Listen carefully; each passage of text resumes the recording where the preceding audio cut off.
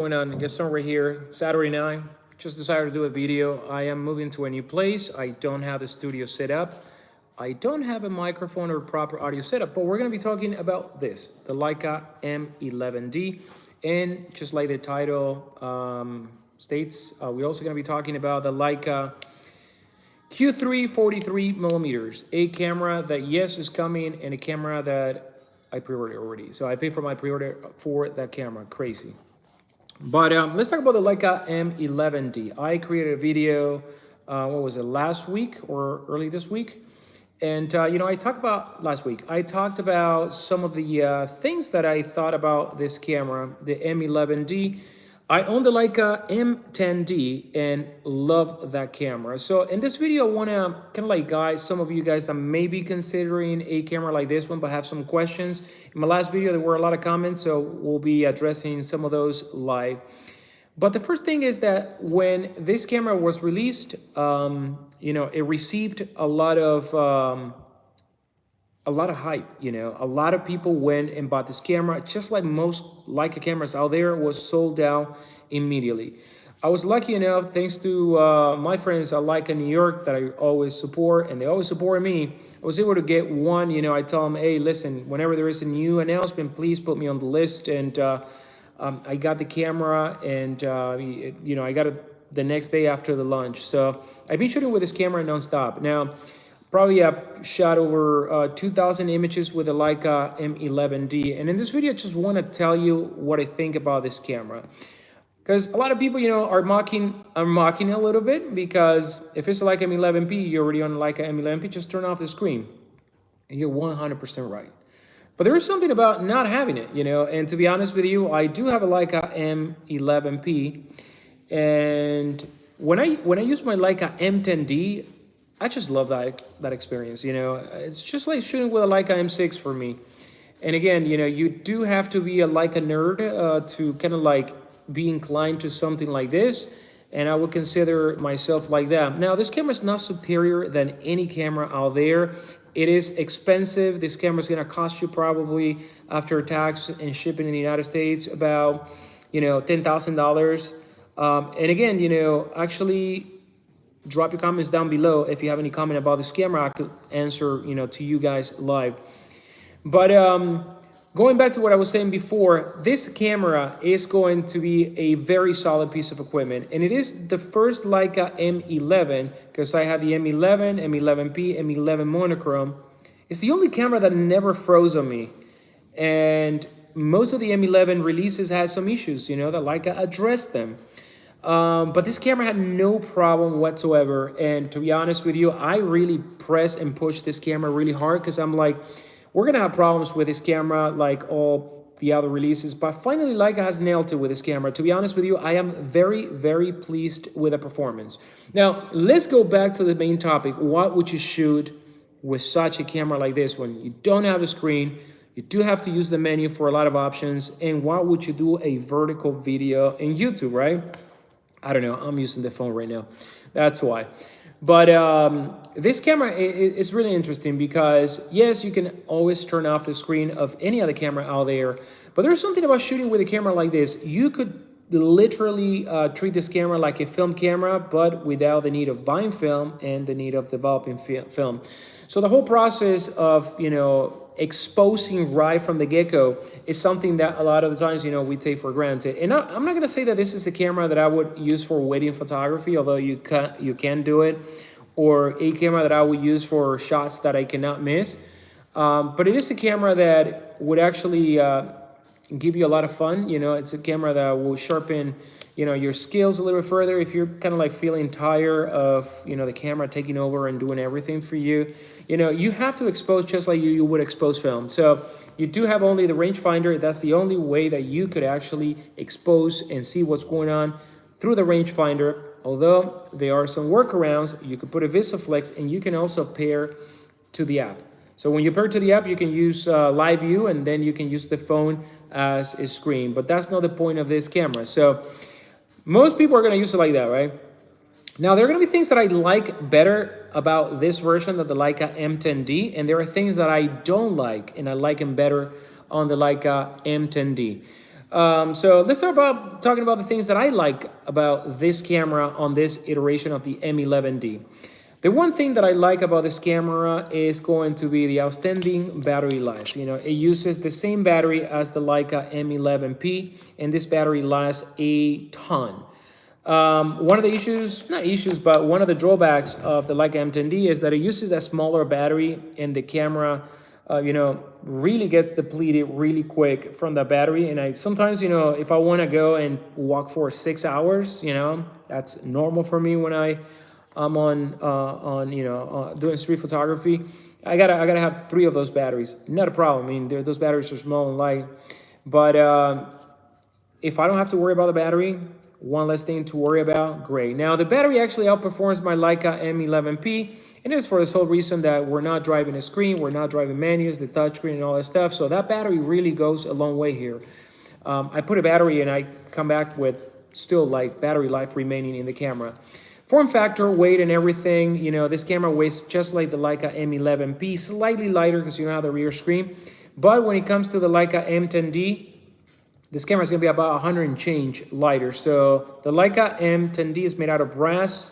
This one, magnesium and aluminum. So you do feel the lightness or lighter body on this camera as a result of that. And I gravitate towards, smaller bodies and smaller lenses because I tend to walk for many, many hours when I'm on the street with a camera. So as you see, most of the lenses you're going to see me always on my cameras are going to be small. They're not going to be the fastest a lot of the time, unless we're talking about Summilux, steel rim or something like that. But my go-to lens for street is going to be the 35 and sometimes 28. But 35 is where it's at for me. This one is the Summicron 35mm, the latest version. But the one that I use for street is going to be the Apple version. I'm just addicted to the lens. It's on my monochrome right now.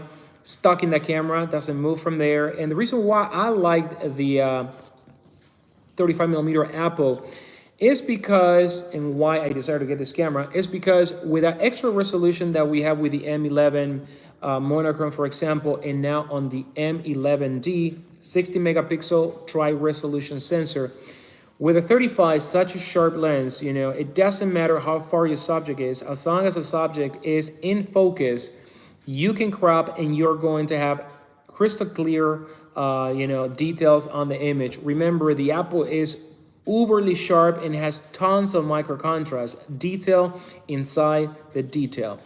So the reason why you may want to jump to something like this versus the M10D will be because of that resolution, even though you don't need more than 10, 12 megapixel for a 24 by 36. But if you're going to be cropping, and depending how far you're going to be cropping, you are going to be missing that resolution. And with 24 of the M10D, sometimes, yes, you can crop, but not extensively like you can actually go with a 60 megapixel sensor. And the reason is that, I go out with one lens now, 35 in the bag, set it and forget it. I may have a 21, the Super Elmar, if I'm doing architectural or something like this. But for the most part, one lens, and I know that I can crop as far as possible. And the Apple also has a very close focusing distance of 0.3 meters, and it produces an amazing bokeh. So I can do portraits, I can do environmental, I can do street, I can do anything I want with just one lens and crop into the desired framing. So, hey, Omar, what's up, man? Shout out to the wedding film photographers. Yeah, shout out to all those. Hi from Uzbekistan. How you doing, guys, there? So, yeah, I was doing this live in Instagram before. So, enough of the Apple. Best lens ever made by Leica in terms of, clinical look and innovation. Not the best lens when it comes to character. But another thing that about this camera that you are going to like or dislike, no longer you have the plate. So this one is a very straightforward approach, just like the other M11. Pop the battery, pop it in. That's it. You don't have to hold on the plate in your mouth or anything like that. So, I don't miss it. Some people miss it. I'm more all for kind of like streamlining the process than adding more stuff to the process. So for those that are new to something like this, for those guys that never shot film before, for those that want to get a Leica, is this the first Leica to get? I don't know. If you have been shooting film until right now, yes, this is probably the best Leica you can get as a film only shooter. Now, if you're a guy that comes from Sony, you know, Fuji's, Canon, Nikon cameras, and you are looking versatility, you need to see what's going on the screen. This is not the camera for you. It's gonna frustrate you a lot. Specifically because if you come from mirrorless autofocus cameras, you are going to rely on a lot of things being done by the camera, and this camera does not do anything for you. Nothing, zero, zero, zero. It doesn't even show you what you're looking through, you know, so you actually have to use the rangefinder, which is the whole purpose of shooting M, you know, that's the best experience ever. So manual focus as well. So in my opinion, it's going to be a very specific camera for a specific group of photographers. And the other thing is that you're not getting, you know, the best of the best, you know, and, you know, we would have to talk about what is best. But because this camera is expensive, you don't have video specs, and I know that a lot of people need to have videos in their photo cameras. I don't. Some people have to have video. So you won't have any video, you won't have a screen, you won't have anything. You don't have an EVF, but you would have to shell out almost $10,000 to get this camera. So you better be sure that this is what you like, because, yeah. Now, the one thing that this camera is going to do for you is going to make you realize, if you don't have a lot of experience, it's going to make you realize of the things that you haven't taken, you know, you have been taking for granted. And in my opinion, it's going to be a positive experience, because you are going to go back to exposing and learning the exposure triangle. And I talked to new photographers, you know, they don't even know what the exposure triangle is. And a lot of people tap to focus, go boom, boom, boom, one-handed shooting, spraying. Again, you know, nothing wrong with that way of shooting photos, but if that's what it is, I'm telling you that this is not the camera for you. This is a camera for someone that wants to take the time to compose a picture, properly focus, be as steady as possible, because we don't have IBIS here. Make sure that you dial your shutter speed to the proper speed so you don't get camera shake. And because you don't have a screen, remember your settings, because unless you're not looking at that little dot with the two arrows that tells you if you are overexposed and exposed, right, you may actually encounter surprises, just like on film. So like I mentioned before, treat this camera like a film camera and you're gonna have no problem. Now, the meter of this camera is through the sensor, you know, so the sensor curtain lifts up and meters, and it's a little bit slower than the M10D, because the M10D, the meter reflects light off the curtain, so it doesn't have to lift the shutter. So it has a faster startup, 1 second versus 3 seconds in this one.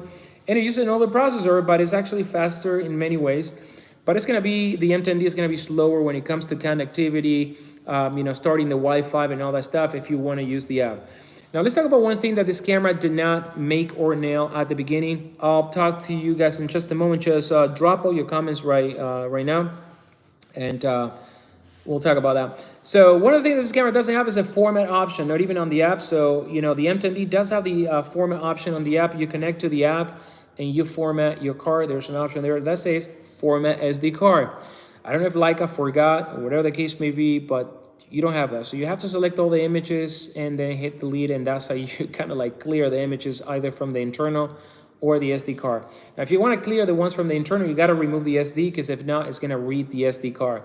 And if you want to read the SD card, you got to pop it in so it reads the SD card. So Leica's going to fix that. Not fix, because nothing is broken. It's going to add it to the app. And the other thing that wasn't on the app on launch, and it was added 2 days later, was the option to select the storage, either internal or the SD card, to place, you know, DNG versus JPEGs in whatever location you want, or shoot redundant on both, you know, storages. But like I mentioned at the beginning, this camera has not frozen a single time. Unbelievable. You know, I mean, we should expect cameras not to freeze when we get them, right? But like most electronics, you know, firmwares are usually necessary to stabilize a brand new product. But because this one actually inherits all the hardware from the Leica M11-D, which actually doesn't freeze anymore for me, because Leica has updated everything, you know, it's performing amazingly. So you should expect a flawless experience when it comes to shooting with this camera. Remember, it doesn't have a screen.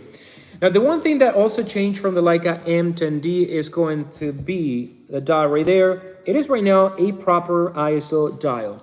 On the Leica M10D, we have, this dial is actually two dials. It's one outer dial that you use to turn on and off the camera and also connect to Wi-Fi.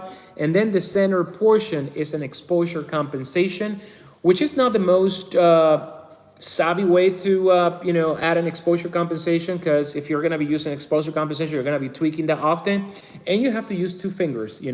So on the M11D, which is this camera, this is an ISO dial, which most likely you're not going to be tweaking ISO that often, or you may, but it also allows you to treat this camera like an M6 or any of the other film Leica cameras. You could actually set your ISO. And again, if you're coming from film, set the ISO however you like to set it on your film cameras and forget it. And then just play with your shutter speed and your aperture. Very fun to actually shoot with such a modern camera. That way, film, you don't have to buy film, you don't have to develop the film, and you still get the full film experience, in my opinion. Now, let's talk about ISO performance, because just like the new M11 cameras, you can push the ISO, I don't know, man, I think like 25,000 ISO, and you still have an amazing image quality. I shoot a lot on black and white, so I automatically convert when I import to Lightroom if I'm not shooting with a monochrome to black and white. But in black and white, having a little bit of that noise, it gives you that, that grain from film look, which I love, a lot in this camera. Another reason why you may want to get this camera, I forgot to mention that in the other video, the M10D only caps at 1/4000 of a second shutter speed. This one had 1/16,000 of a second. After the 4000, you kick in electronic shutter, and you have a hybrid mode, so you don't have to set it. You just put the camera to go hybrid, so if the shutter is required more than 4000, it'll switch automatically to the electronic. Now, at that time, you have to be a little bit careful with, banding LED light things, the frequency and all that stuff, but I rarely push my ISO more than ISO 4000. So anyway, now that goes to show you that if you own an M10D, or you can get an M10D, in my opinion, because I own the M10D as well, in my opinion, the M10D is a solid camera. And I'm still thinking if the M10D may be, in my opinion, a little bit more of a D camera. One of the things that I like about the M10D was that lever, the forward film lever that was right over here. So, you open it kind of like an M6, you have that lever, any film camera. But I liked it a lot because with some of the close focusing lenses, or even, the Apple 35, which is my go-to lens, if I want to shoot portrait, I want to come close, and the lens has 0.3, then you have the Summilux 0.4 and 0.5 for the 35 and the 50 millimeters. So you have to remove this thing, and every time you remove this and put it in, the Hashu mount goes loose, and then you lose the leverage. So if you want to put a VisoFlex, you have to remove this and you lose that. With the M10D, you have that whether you have a VisoFlex or not. And I'm not too crazy about using the Hashu mount to stick pieces of brass in there. That is an electronic connectivity port. But anyway, it is what it is, because this is kind of like neat. I think Leica should build that in their cameras moving forward, period. All right, so one more thing that has been added to this camera is when you use the VisoFlex, now you can review images. And there's an option on the app. If you hold the shutter button or a couple of seconds after the shutter button, you have an auto review mode. If critical exposure is something that you cannot miss and you need to have something, you can put that VisoFlex, you can chim through the VisoFlex and make sure at least that your first picture is exposed properly, and then continue without that. So I think, they added a couple of, more stuff to the camera. The main difference is going to be the battery life. It's going to be the electronic shutter. It's going to be the fact that we don't have the plate. It's going to be the fact that now we have 60 megapixel, plenty of resolution to crop in post. Enough of the Leica M11D, and I want to talk about the Leica Q3 which I don't have it right now, but I already have secured my pre-order for that camera.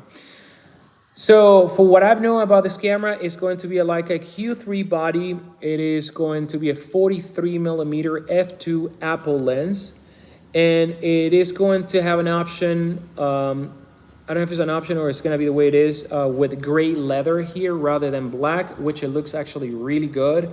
And the lens is going to be a little bit similar in size as the 28 millimeters.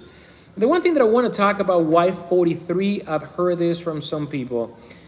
Now, 43 apparently is how the human eye sees, is the, the angle of view of the human eye.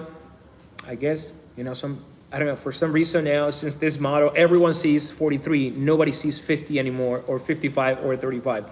We all see 43 now, so we have to have this camera. No, I mean, whatever. Yeah, technically speaking, I saw an article that my friend Omar sent me, and yeah, okay, 43, I get it. 43 millimeters. So it is a camera that for a lot of people may be the one camera to get, guys, because 28 for some, if you're doing portrait, maybe 28 is just too much, too wide. Environmental, street, 28 is where it's at, in my opinion. But for those photographers that need a little bit more of a punched in, 43 it's gonna be great. Now I want to talk about some of the comments here. And so Liam places that he loves the camera. What happened if you shoot laser to a lens? Well, what happened if you shoot laser to one eye? I wouldn't actually do it, because you have a sensor, and laser is not a good light to stare at. So I wouldn't shoot a laser to my lens. The 35 Oppo is awesome. Yes, I'm working on the review. I saw your review, SC, and it's awesome. Great review. You're always very thorough with your reviews. There's someone there spamming. I'm gonna block him in a little bit when I'm done. RAW format, yes. Editor. Don't speak French, but yes, it does have RAW format, DNG format, and JPEG. He says that it makes him realize that he needs to drop $1,000 in a NAS. All right. The embedded storage is 256. So why not just buy the M11P and just shut off the live view? I do have the 11P, and I do shut off the live view. I love Leica cameras, and I decided to invest on this one, and I actually, yeah, it's stuck to me now. So very, very good camera, guys. This one, the Leica M11-D, very, very nice. I'm going to do a review about the Apple Summicron, and one of the things that I have to say is that the Apple Summicron is not as Apple as the 35 Apple. I think the Apple 35 is the best Apple, the most corrected app, not corrected because it has tons of vignetting wide open, but it is the sharpest lens that Leica has made, in my opinion. Now the 50 Apple, and we're already derailing from the top, but the 50 Apple is great, but it's not the sharpest Leica lens. And it has some chromatic aberration. We're gonna talk about that lens, but it's a great lens. What is the half case that I recommend? I actually got the Leica half case. It's not too bulky, I like it. It doesn't add a lot of weight, and it looks really good in the camera. I got that one for my M11 monochrome, and it gives me good leverage without putting the grip. I really like it. If I make any knowledge about the M3, I do not have a lot of knowledge about the M3. All I know is that I need to add an M3 to my collection. Okay, so how can you pre-order a camera? I guess you gotta talk to your Leica store, and some stores, I think they have started taking pre-orders. So yeah, that's that. So yeah, the Leica, going back to Leica Q3 43 millimeters. Also, for a lot of people owning those two cameras, the 28 and the 43, they'll be set. I wish it was a 50 and a 28. I think that would be more versatile, But for a person that wants to get a camera, probably the 43 is going to be where it's at. In my opinion, it should be 35. But that's just because that's the focal length I like. But it's going to be a very popular camera, and I think that those people that almost get the Q3, I think the 43 is going to be the reason why. Expect the camera to be sold out immediately, because the Q line was very popular. Than the Q3 was very popular, more than the Q2. And this one, mark my words, is going to be even more popular than the Q3. Although that if someone is asking me what do I think is the utmost versatility for generic use, I think the 20 is better because you can always crop in, but you cannot go wider once you're punched in. But again, you know, if you are a photographer that, you know, your go-to lens is the 50, the 43 is going to be a 50 plus a little bit wider. So for a lot of people, that is going to be great. I was a 50 millimeter my whole life, 50 millimeters, until I started hitting the street and realizing that it wasn't worth it for me to change from 28 and 50. You know, and I just, you know, stuck to the 40 to the 35. And the Apple Summicron really made that possible because of the punching capabilities that you have with a lens. It just I mean, you could do it with any lens, but that's that. So what is the best choice for macro photography? I don't do a lot of micro photography, so I wouldn't be able to advise. But there are a few macro lenses from Leica. There are a few adapters also, macro adapters, and there are options out there. The SL line too, you know, you have some options there. But when it comes to macro, I kind of like go back to my Sony 90 millimeters f2.8. That's my go-to macro lens. Yeah, I still shoot Sony from time to time. So, but again, you know, I'm not into macro photography. My game is travel and street, and, you know, all my decisions in camera buyings are usually because of that, you know, street photography and macro. By the way, I am so excited to announce that I'm going to be doing, during our Basel, a gallery of my work here in Miami. Working it out with a friend of mine. So, you know, I'll post more details if anyone wants to stop by here in Miami for our Basel. You know, it's going to be my first gallery ever. So more people are going to get to see my work, which is pretty exciting. And there's a book coming up. Oh, yeah. And it's going to be a book that I'm planning to include work of some of my close friends in the photography street world. And I'm pretty excited. And I resigned to my full-time job. Yes, as some of you guys know, I had a full-time job. I resigned to my full-time job. And I started building camera straps, and I'm just going to pursue that, you know, fully. Actually, here we have one. This is actually a wrist strap. So I'm making a lot of camera strap, guys. Oh, I'll do another video showing all the models I have. But you can go to Owl Crown with a K. I type it right here. Can I type comments? How do I type comments? Oh, I think I have to wait until I'm done. Owl Crown on Instagram is my camera strap line, and we'll be talking about more. So Graham is asking, do you have any posted? I would love to see your creativity and work. Yeah, go to Owl Crown, owl like the bird, OWL, crown with a K, KROWN on Instagram. Watch check. No, I don't have a Patek right now. So right now I have this watch right here. I love it. It's just very, very black. It's a Leica, it's an Omega Dark Side of the Moon. Just black. That's it. All black. To see the time, I gotta reflect light on the black, but all black. That's gonna be my watch. You're gonna see this watch in a lot of videos.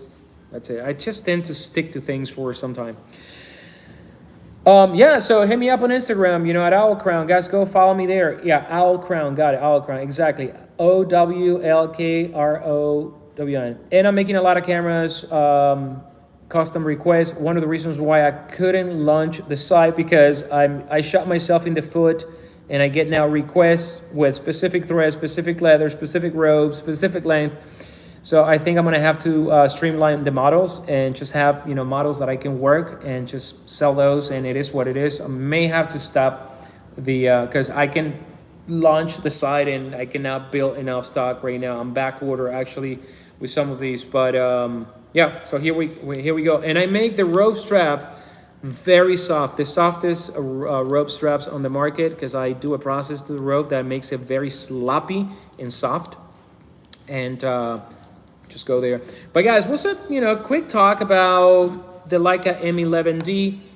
What an amazing camera! What an amazing experience! It's like shooting film but digital, and zero issues. Kudos to Leica for finally release a camera with no hiccups. You know, other than the SD, which is not a problem, and they're gonna fix it.